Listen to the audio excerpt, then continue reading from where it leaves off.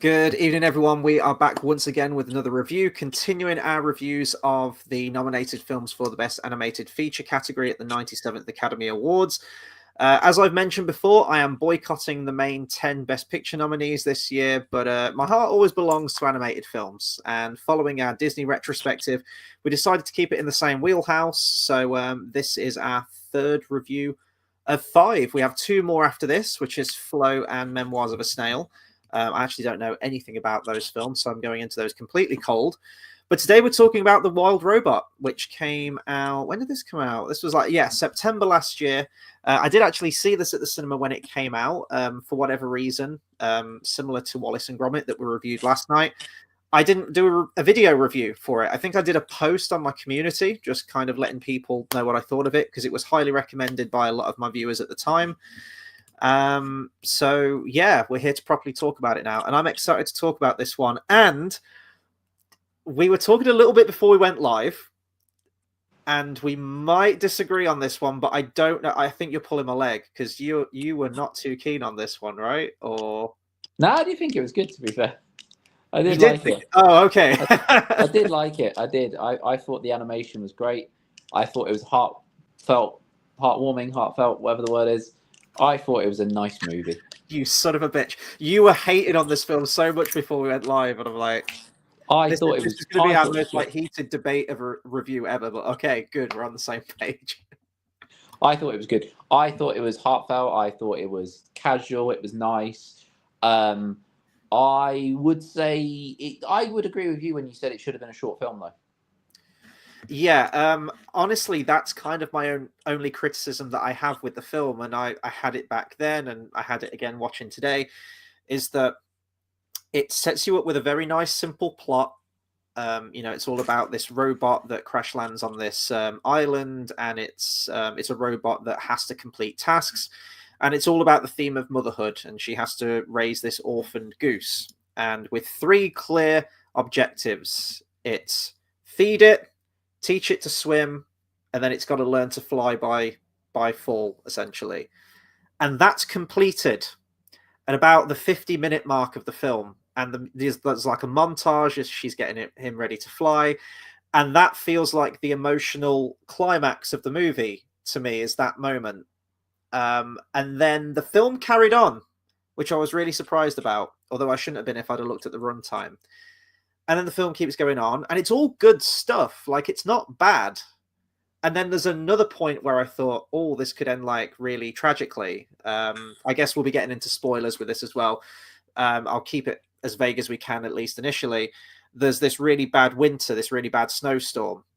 And Roz goes out and she's trying to save all the animals. And you can see that, like, red means bad. When something lights up on a robot and it's blue and green, that's good. When it lights up as red, that's bad. And she's slowing down, and it seems like she's powering down, or like she's about to shut down for good. And I thought, oh, this is going to end really sad with her saving all the animals, and she's going to lose her own life in the process. But she doesn't. And then and then there's a new plot line that comes in where the robots come down to try and get them all back, and it's like the animals are fighting back, and it feels like there's 3 different climaxes. Now, I will say this is based on a book by Peter Brown. It's actually a trilogy of books. No, I think he's released a 4th one actually as well. So I don't know if this is condensing multiple books into one and taking elements from all the different storylines, or if this is a very accurate depiction of the story. I have no idea. I don't know anything about the book. So yeah, it feels strange. And I think that the height of the movie for me is that moment where he starts flying and he begins migrating. Everything after that is good, but yeah, it felt like it could have been like a really nice short film, 50-minute movie or something. Yeah, it felt similar to Wallace and Gromit in that sense, because it could have been... Yeah, not that it didn't hold up for an hour and 40, because it did.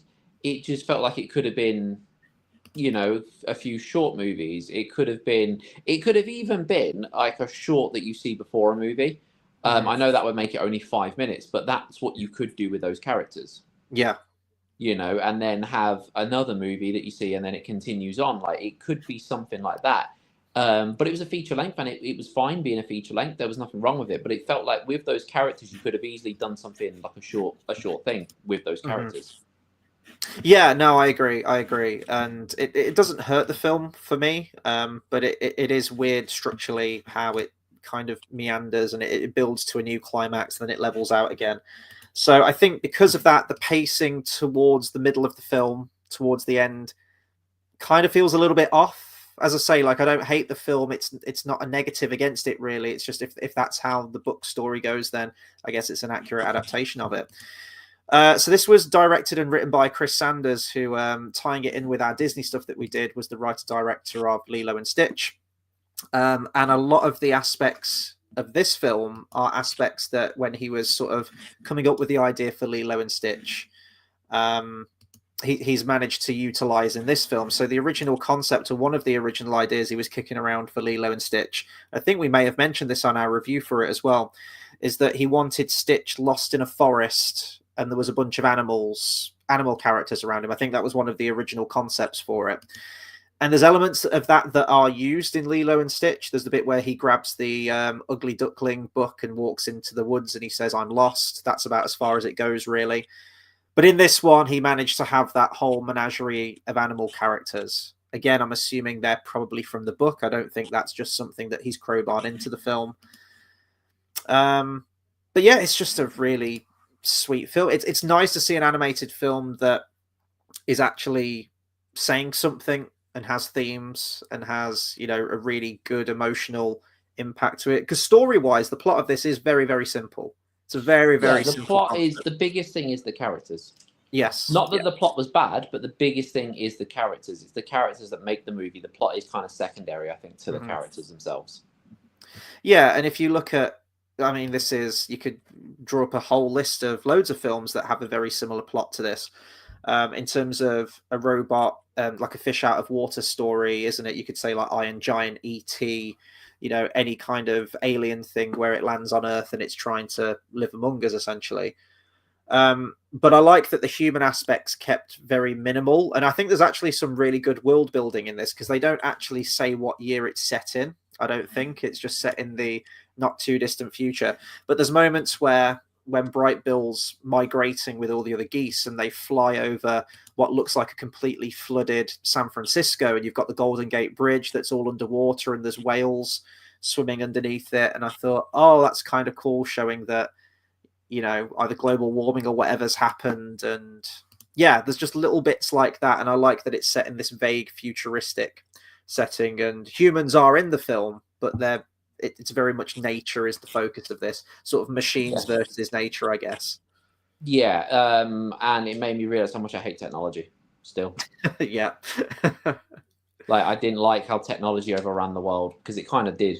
Because when they go like at the end and everything, you see a lot of technology. It's like, I was like, I hate technology. I hate this is where the world is going. How much do you think one of these robots would cost a family? Because they said that they're sort of mass produced and there's one Rosom robot per family of 5, I think it says. But the amount of things that this thing can do, where it can sort of like curl itself up into a ball, it can crab walk, it can do all of these crazy things. And I know it's a kid's film, and I know it's like visual and stuff like that, and they want to give the robot loads of personality, but practically, I'm thinking practically this thing is insane, the amount of things that it can do. What can't it do? It can do pretty much everything. That is true, and but my favorite robot was the thing at the end that looked like reminding me of the star from Shadow the Hedgehog.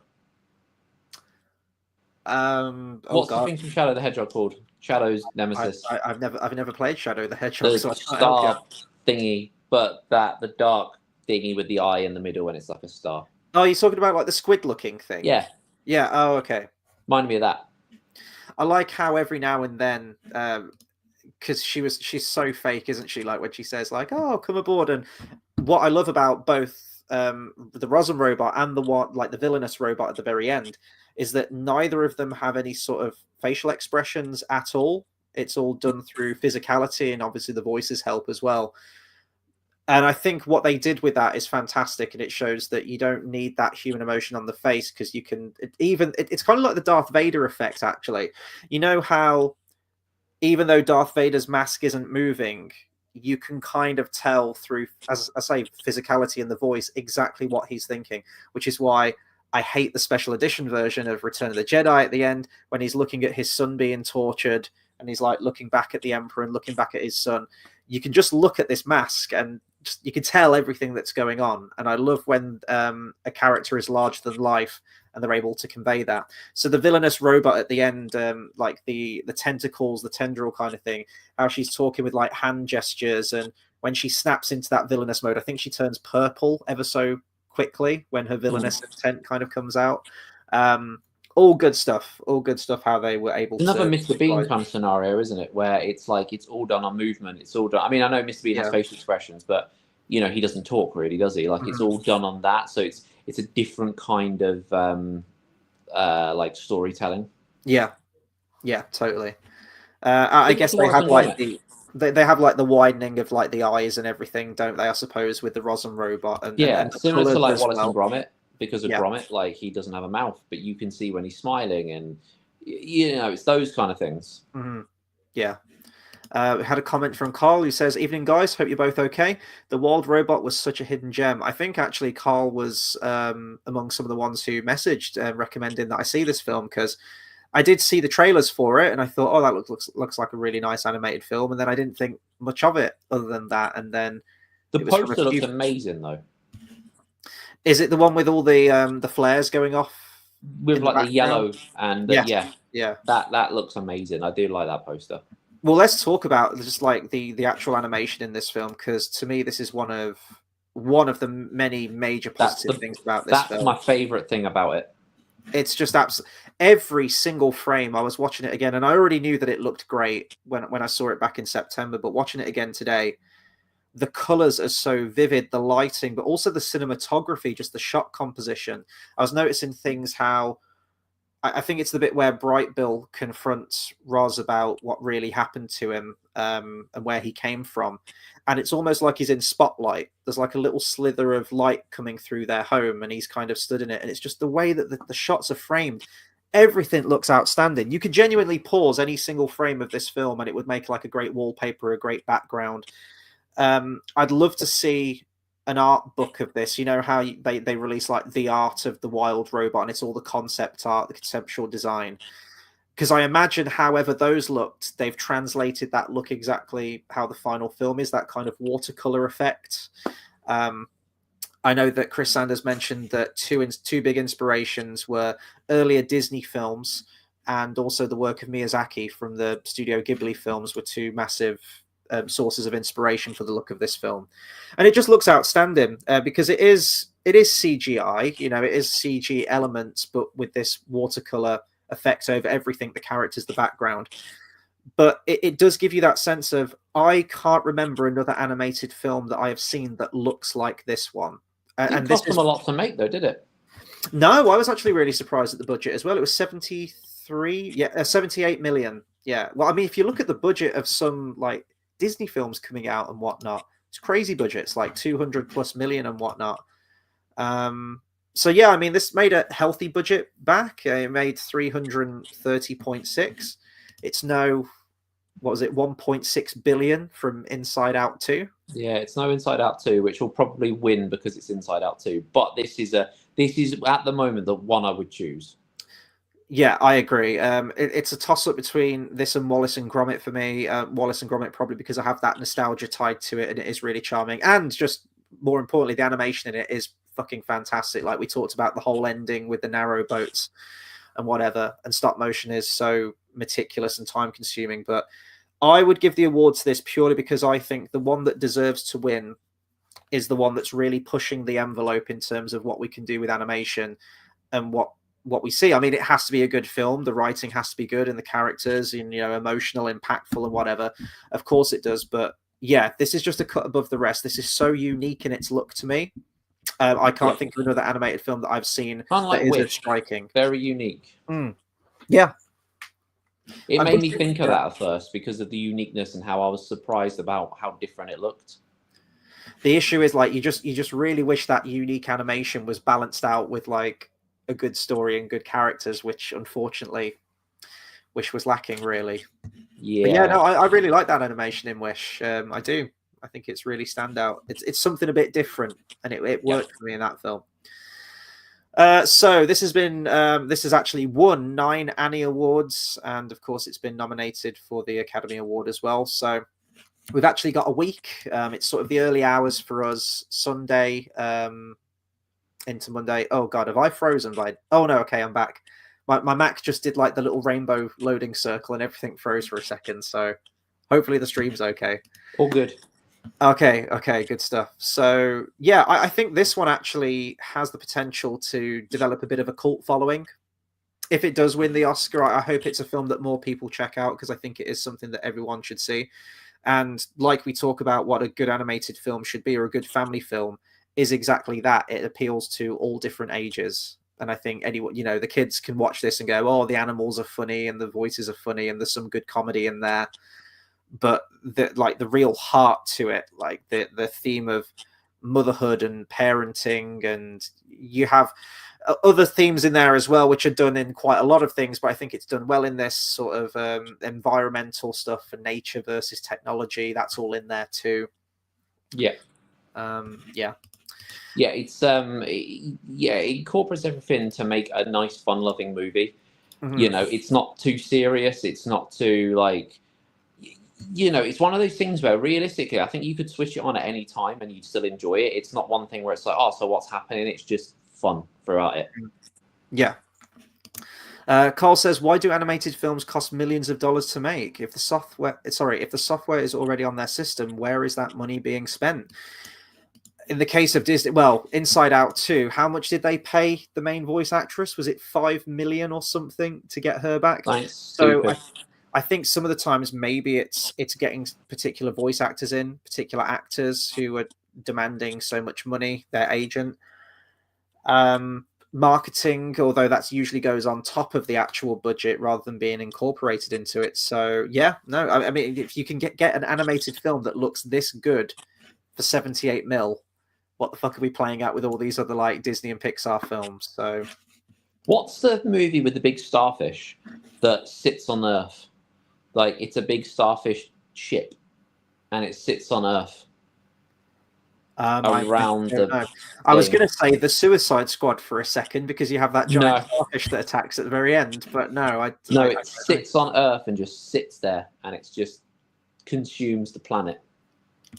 Oh God, that is terraforming the planet. That's like every single superhero plot line. I don't know, but it's like the thing. What's the thing called? The little stuff like thing at the end that goes insane. Of this film? Yeah, the little starfish thing that I keep calling a starfish, but it's not. No, it's like an octopus thing. It's like a little squid thing. Yeah, it reminds me of that as well.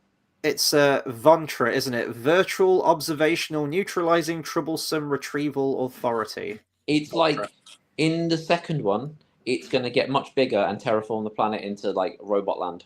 Mm-hmm.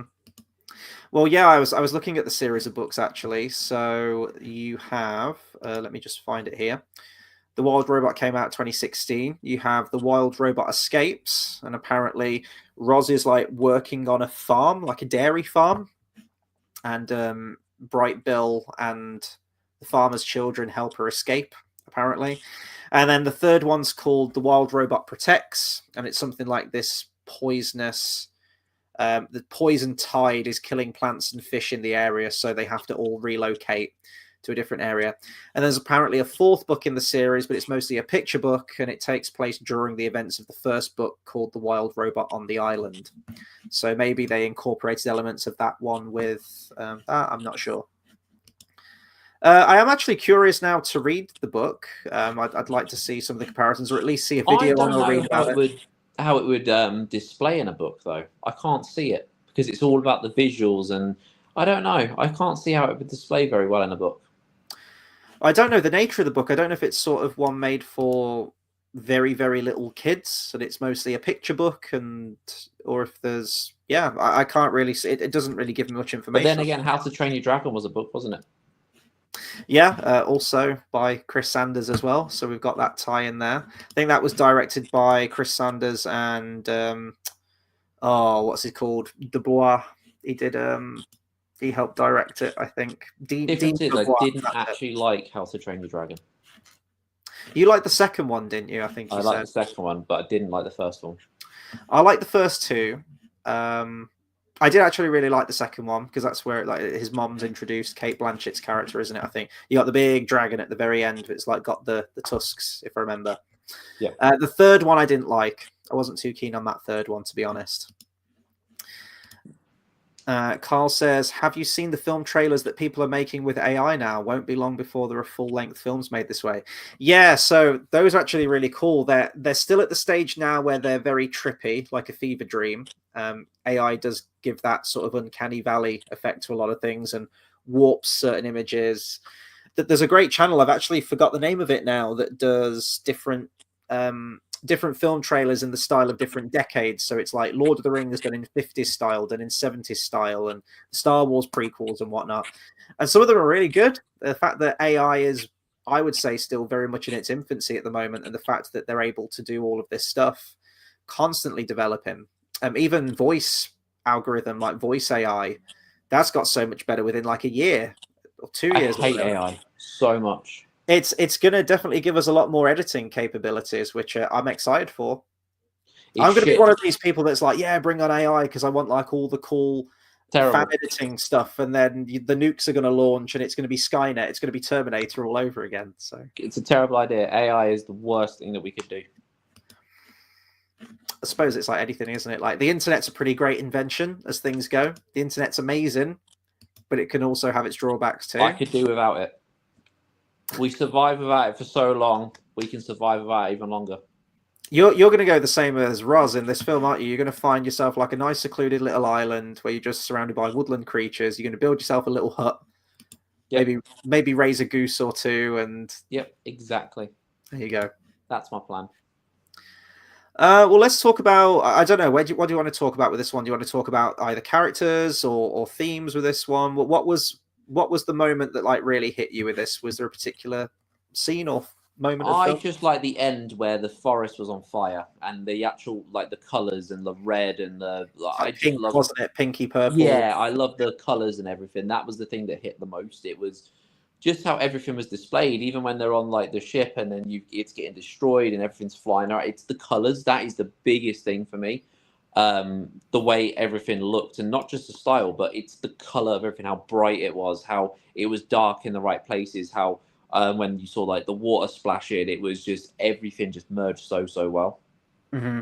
Yeah, no, the animation, the colors in this, just everything's just outstanding. And although Sanders mentioned that he was inspired by the likes of old school Disney and Miyazaki, I never got that through completely. It feels very much like its own thing to me. And now I think about it, there's probably some other animated films that have used a similar kind of style. Perhaps I always throw out Into the Spider-Verse, which has multiple different animation styles in that film, actually. And I think they did utilize some similar techniques in some of DreamWorks' earlier films. These are two films that I haven't seen, but there was Puss in Boots: The Last Wish, which I think had a very similar kind of sort of paintbrush art style to it, or watercolor style.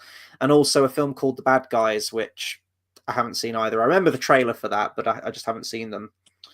So it's this very unique blend of CGI with the hand-painted look, and I'd like more films like this.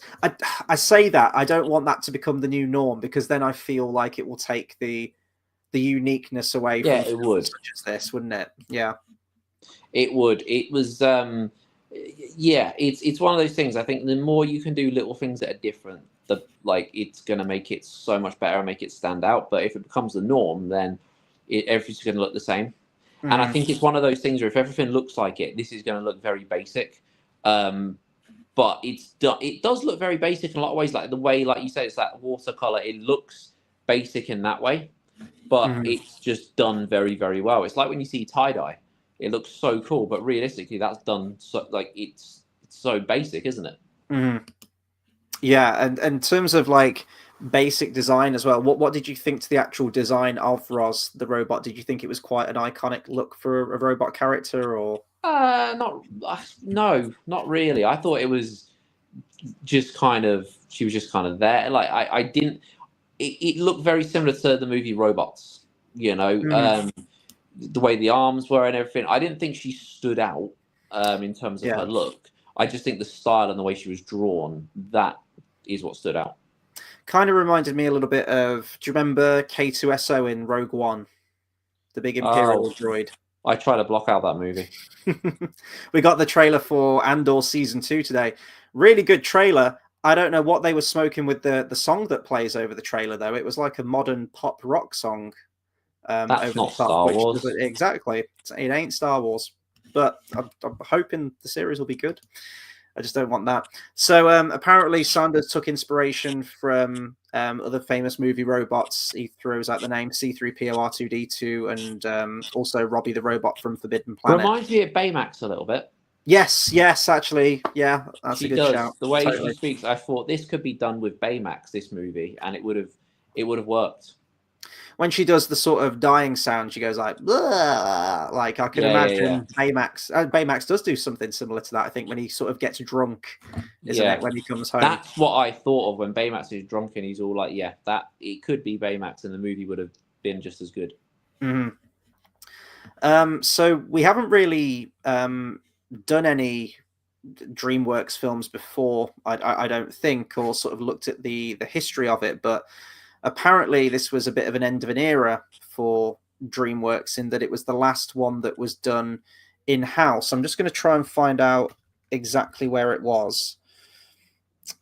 But they apparently started to outsource to different companies after this. Yeah, so The Wild Robot would be the final film to be animated entirely in-house at DreamWorks as they started shifting away from producing films in-house in Glendale and relied heavily on outside studios. So yeah, a bit of a swan song, I guess, for that in-house company at DreamWorks. And I mean, if you're going to go out on a film, this is a pretty damn good one to do it on, I think. Yeah.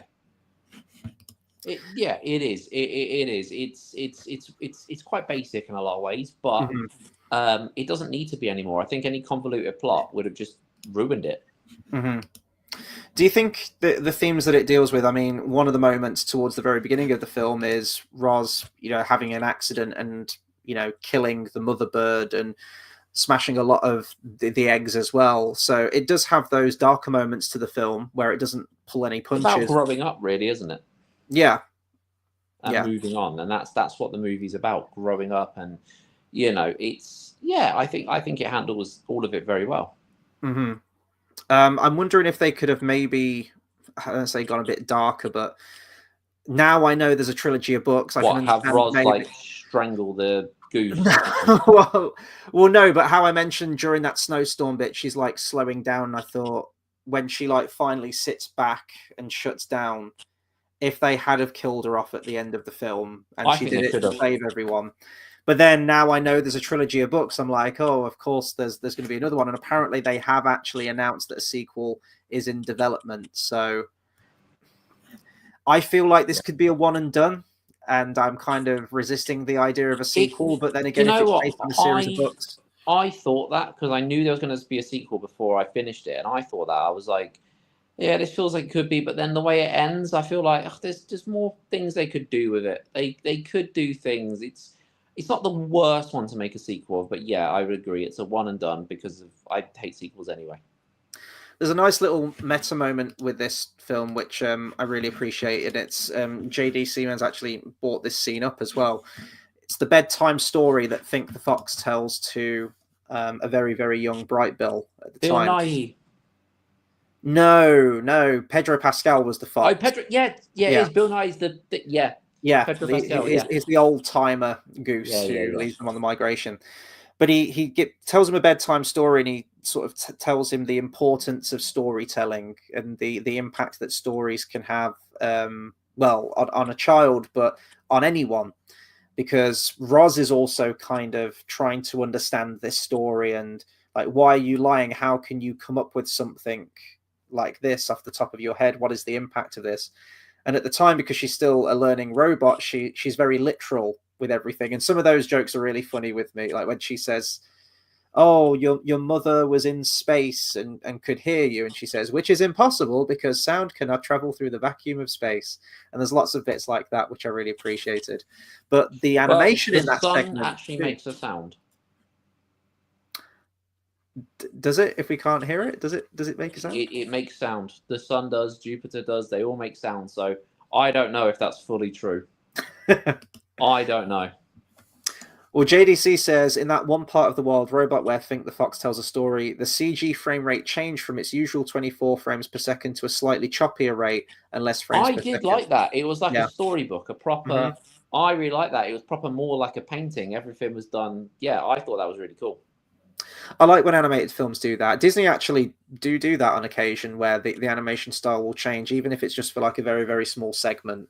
Thinking of like Moana does it, where it almost looks like it's not a shadow puppet. What do you call it? Like a puppet show kind of thing. How they've got the scene, like the whole design of everything's completely changed. Hercules does it a number of times as well in that film. So yeah, it's nice. Harry Potter does it as well, doesn't it?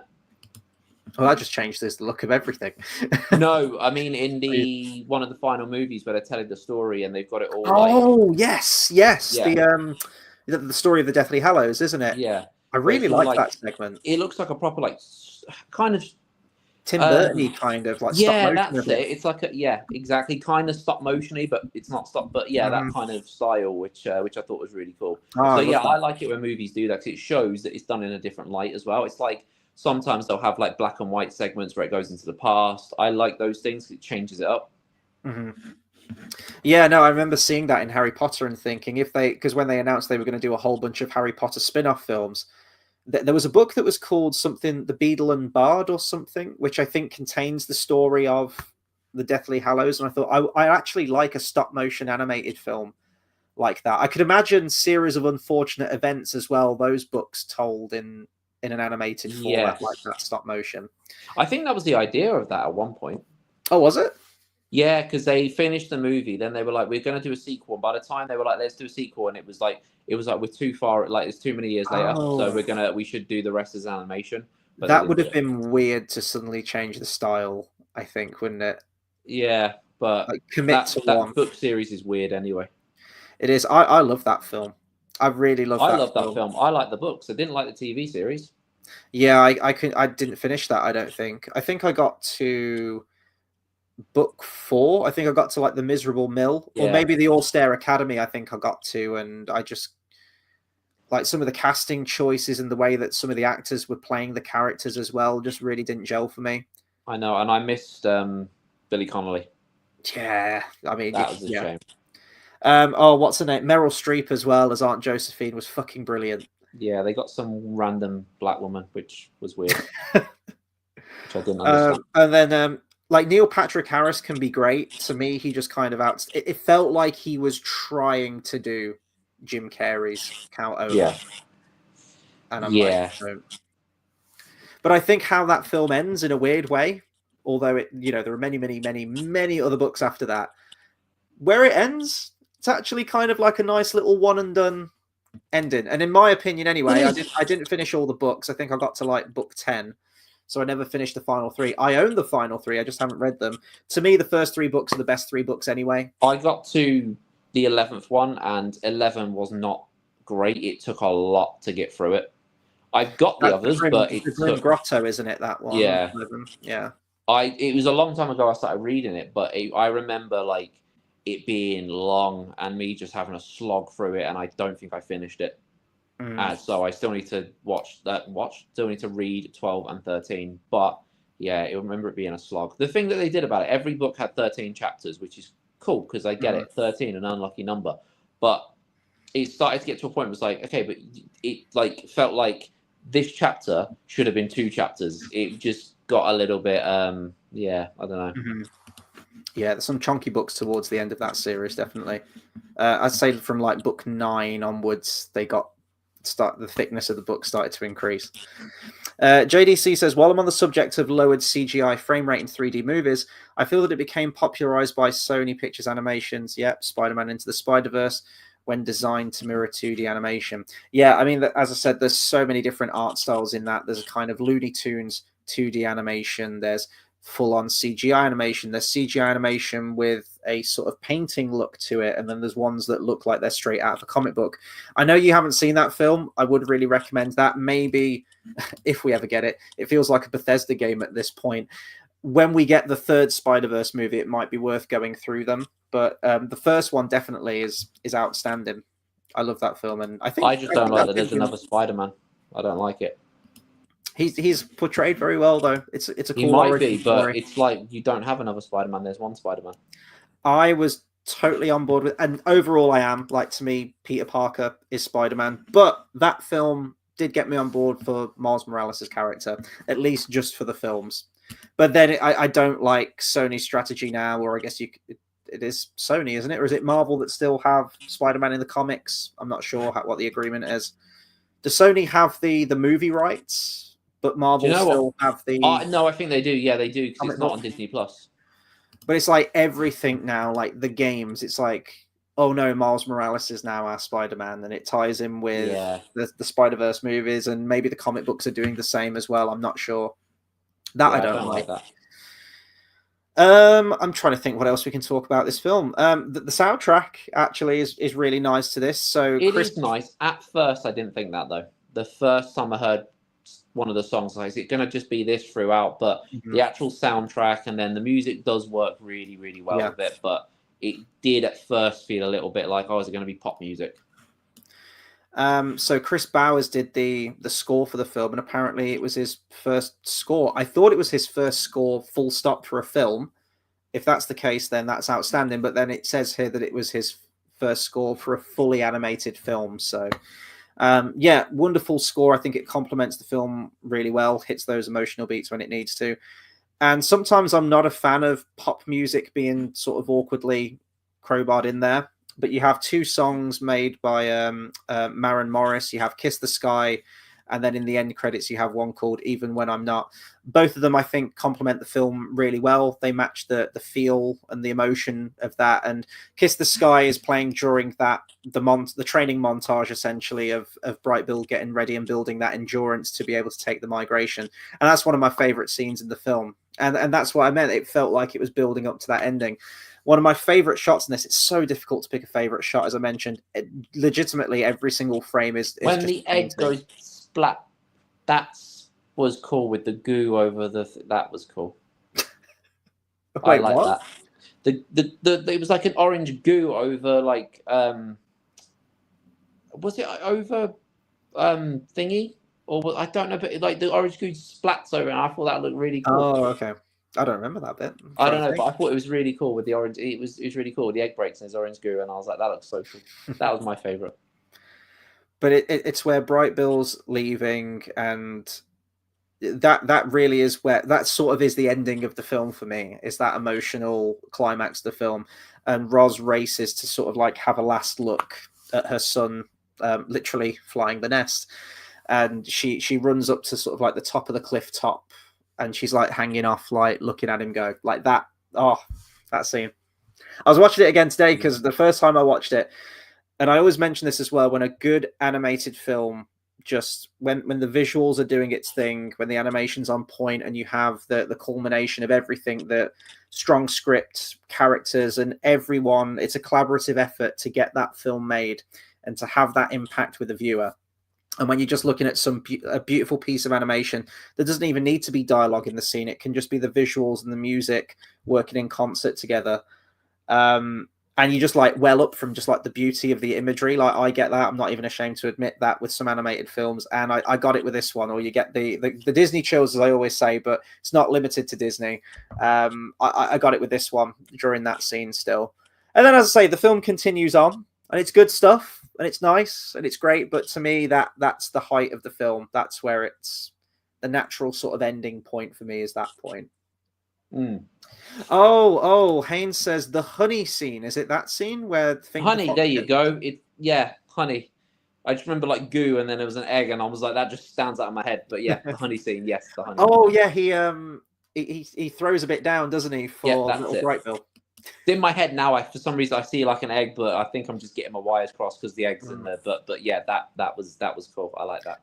I thought I always get mixed up. Is it possums or opossum? They're two different animals, aren't they? I'm gonna say possum. You know, like the little rat, the rat thing with like the. Are possums the plural possum? No, so there's possum, and then there's opossum with like an O at the beginning. Oh, I thought you meant like a possum. Oh, okay. I think they're two different animals, aren't they? I'm going to say possum. They're playing dead anyway, and there's some fun jokes there. and some life lessons there from one mother to another, which I thought are really not good, like emotional crux of the film. You have all the themes in there as well of all the animals sort of banding together and almost creating a bit of an armistice for the winter in order to pull through to the other side and to live to fight another day. Horribly impractical. It's almost like a Noah's Ark effect. If you imagine all these animals together, and I know they're hibernating, some of them, and they sleep for a long time, but these animals depend on the food chain to live themselves, like some are carnivores and need to eat. So yeah, you kind of go with it though, because it's I don't understand carnivores, because we're meant to have like one of like 5, like all of our 5 a day. Why don't they though? what they got to eat 5 different animals a day or something. Yeah, Like, but they don't have to have their 5 a day. I don't get it. How can they be carnivores? how their digestive systems have evolved over time. I guess we could be carnivores, really. We do, but I think we're developed to be omnivores. I think in order to be all round healthy. I don't know. I might just try like steak every day for 10 years. That's it. You have to start lifting some weights, man. 3 steaks a day for 10 You'll be a years. bodybuilder before you know it. That'd be great. JDC says, one other thing, considering that DreamWorks previously produced Puss in Boots: The Last Wish, if you look closely in some of its action scenes, there are some moments of frame rate changes there too. Yeah, they did mention that they had utilized some of these techniques in that film. I've seen the first Puss in Boots film and I wasn't that keen on it. I thought it was a bit underwhelming, but I have heard fantastic things about The Last Wish. Judging from the trailer, though, I don't like that it breaks canon with the established Shrek films, which I'm not too keen on. At least from what I can see. I only watched part of Puss in Boots. I wasn't that impressed. Mm-hmm. Oh, the original. Yeah, this was one that came out a few years ago, but it's set after all the Shrek films, I think, unless there's some time travel or multiverse stuff going on. But you have the 3 bears in the first Shrek film, right? The first time you see them, they're all in cages, and Farquaad's kind of rounding them all up. And you have like the little baby bear who's like, this cage is too small. And then later in the film, you see that Mommy Bear has been skinned and there's a Mommy Bear rug in Farquaad's bedroom. So the 3 bears are all accounted for, and they're good guys and they're nice. And Mommy Bear has unfortunately bit the dust. But then in this film, the 3 bears are like the main villains in the film, along with Goldilocks. And they're voiced by Ray Winston. Well, Papa Bear's voiced by Ray Winston, and they're all evil now. And Mommy Bear's back. I'm like, well, what? How? So maybe it's a different Mummy Bear. Maybe he remarried. Maybe he had an affair. Maybe, yeah. Never know. Maybe that's why she got skinned. He had an affair. She found out, so then he gave her to Farquaad to skin her. Oh, shit. That might be it. There you go. So it still fits in canon. Haynes says, I heard that Shrek 5 is going to be a multiverse movie, so fuck that. Why does everything have to be a multiverse film now? Thanks, Marvel. Jesus Christ. So I wonder if that's why Last Wish is the way it is. Yeah, it could be. They could be building on the idea from that film. There shouldn't be a Shrek 5, though, should there? Are we going to have to do like a fucking Shrek retrospective or something at the time? Can we just watch the first 2? I don't want to watch 3 and then or after 4. that, I've never seen the 4th one.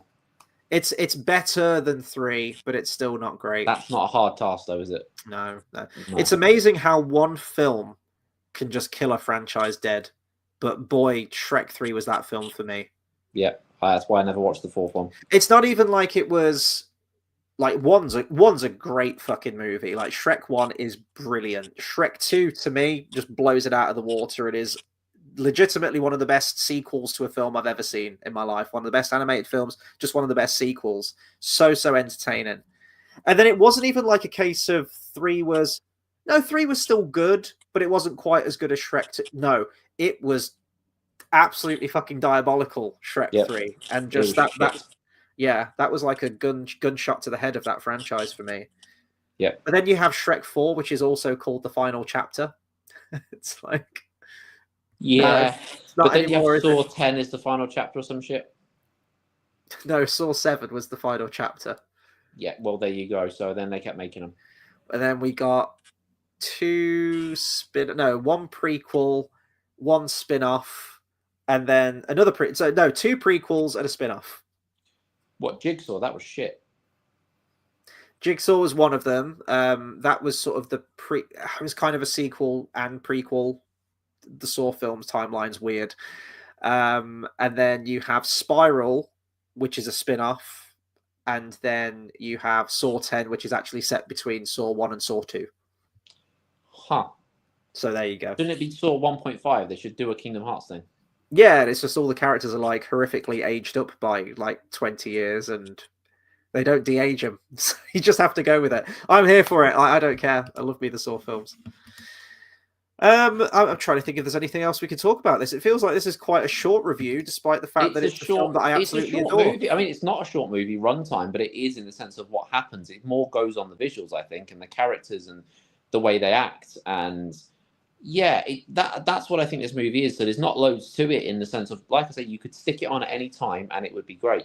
That's why I think it deserves. I think at the moment, from what I've seen, it deserves to win because it is one of them it's timeless in the sense, like I say, you can put it on at any time. You can just have fun with it. You don't have to watch it from start to finish. You can just have fun visualizing what's going on.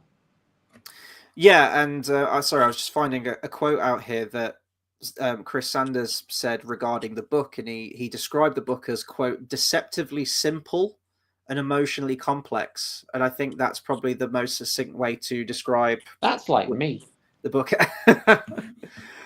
Put that on your dating profile. Just like deceptively simple but emotionally complex. Love Would that. Work. And I think that's a very accurate way to describe the film as well. It's just the imagery is absolutely gorgeous. Every single frame, there's so much care gone into the animation here, and adapting this book with all of the heart and the emotional resonance of it. I love the themes that it deals with, the theme of motherhood and parenting, and that was a theme that Sanders was particularly drawn to with this film, and I think he did it absolutely perfectly. There are other themes in there as well, which are kind of a dime a dozen, you could say, sort of the power of nature and the power of kindness and coming together, and nature overthrowing technology. It's been done loads. It's been done in Lord of the Rings quite a bit as well. It's in countless things, but when it's done well, I think it's always an important message. Avatar, it just kind of beats you over the fucking head with it. And we've got Avatar 3 coming out this December as well, so enjoy that. Terrible movies. This, to me, deserves to win the Oscar for Best Animated Feature. I know that's unfair of me to say because I haven't seen Flow and Memoirs of a Snail. Maybe that could change after I see those two films, but I think this is definitely a tough act to follow. This is pushing the envelope for me in terms of what we can do with animation, what we've even seen as animation. As I said, I haven't seen a film that looks like this film does. The writing's there, and there are some pacing issues that I have with it. As I've mentioned, I feel like the ending of the film is about an hour in, and then it goes on for another half hour or 40 minutes after that, and it's all good stuff, but the pacing feels like they've taken story elements from different books. I don't think that's the case. Maybe this is the complete story of the first book. Yeah. But it does feel like it ramps up to an ending, it levels out, and then it ramps up to another ending. It feels like there's about 3 or 4 places this film could have ended, which does pull the film down a little bit for me. But overall, I think this is an absolute wonderful film, and it still held up. It held up perfectly well on a second viewing for me, because I was worried that maybe it wouldn't, and maybe I have overhyped it a little bit the first time I saw it. Absolutely not. I hope this gets a bit of a cult following eventually, and we'll see how it does next week. So far, I mean, Inside Out 2 was great. You know, that was a wonderful film as well, dealing with some great better themes. Than the first one. But a lot of people took to it. It made a hell of a lot of money, and it the themes about growing up and, going through puberty and everything like that, and all the tumultuous emotions that come with it, was handled very well and with a lot of reverence, I thought, in that film. Likewise, when we did Wallace and Gromit, that was a really nice return to form with that. Some great animation in there, and probably one of the biggest Wallace and Gromit things that we've ever seen in terms of what they've done with that technology and what they've done with the animation. But to me, this is just a cut above the rest. I feel like this one's just saying a bit more, and just the look of it, everything just really came together for me on this one. So yeah, this gets my vote for the winner so far. But we do have 2 more to talk about. Now, I should have actually mentioned this before we went live. I don't think we've picked a day when we're going to do our next one, have we? Or did we? Did we say Wednesday was going to be the next one? Wednesday and Sunday this week were going to be the final 2? Thursday, I thought. Or Thursday. Okay, I could do Thursday. There you go. Let's do Thursday. Okay, I'll try and get it watched before then I can get it set up. So, yeah, 2 more videos to do. And did we say which one we're doing next? We're so unprepared for this. Memoirs of a Male. Memoirs of a Snail. Okay, so we're finishing with Flow. Okay, cool. So our next one then is going to be Thursday. Probably at the slightly later time of 9:30. I have a long day on Thursday, so I need to get back. So let's say 9:30 then on Thursday, and we'll be talking about Memoirs of a Snail, a film I know absolutely nothing about, but it is a stop motion one. I do know that. So yeah, just real quick before we finish, JDC says a bit off topic, but since you guys briefly said something about herbivores and omnivores, do you think the meat-eating triceratops of We're Back, clearly a precursor of modern cattle, is still odd? I remember that film We're Back. Do you remember that film We're Back? I do not. We're Back, a dinosaur story. I think Steven Spielberg produced that film, if I remember rightly. Honestly, it has been a long time since I watched that film. And to be honest, I remember the trailer for it a lot more than I do the actual film. I remember John Goodman as the T-Rex singing Roll Back the Rock Till the Dawn of Time when the lava flowed or something. When the earth was smoking and the lava flowed. It's amazing how kids' song lyrics get stuck in your head. You can just pull them out whenever you need them. But I don't remember the meat-eating triceratops of We're Back. That could be a film that we could go back to at some point. There's a lot of yeah, but then we've got to do Land Before Time. Well, I mentioned to you, I would absolutely love to do a Don Bluth retrospective. Any excuse to talk about Ducky? There's going to be no better video. Imagine if you didn't talk about it on that one. You've talked about it on pretty much every other Disney review that we did, but imagine if we did Land Before Time and you don't even mention it the once. Could be a thing. Well, I mean, Land Before Time could be its own retrospective. I mean, there's about 15 fucking films in that series, isn't there? I think I've only watched the first one. I might have watched like others before, like briefly, but I only remember the first one. I think I had the first 11 on video. I think no, the first 10. Whichever one had Littlefoot's father showing up in it. I think that was either 10 or 11. I can't remember. But yeah, we've got a lot of ideas of what we like to. I like talking about animated films, though. It's nice after a long day. It's just I'm just going to watch an animated film. I'm not going to watch anything too intense, you know. Although The Land Before Time is one of the most intense films I've ever seen. Saying that, so yeah. Thank you to everyone who's tuned in tonight and kept the conversation going. Seen some new people in the comments too, so thank you for tuning in. In the meantime, if you're watching this video after the fact, let us know your thoughts on The Wild Robot. Do you think it has a good chance of winning the Academy Award? Or which other one would you like to see as the winner? And would you like to see them do a sequel to this film? Anything regarding The Wild Robot or any of the nominees this year, please do let us know. And get my words out. Do consider subscribing to the channel for more movie reviews, discussions, and live streams.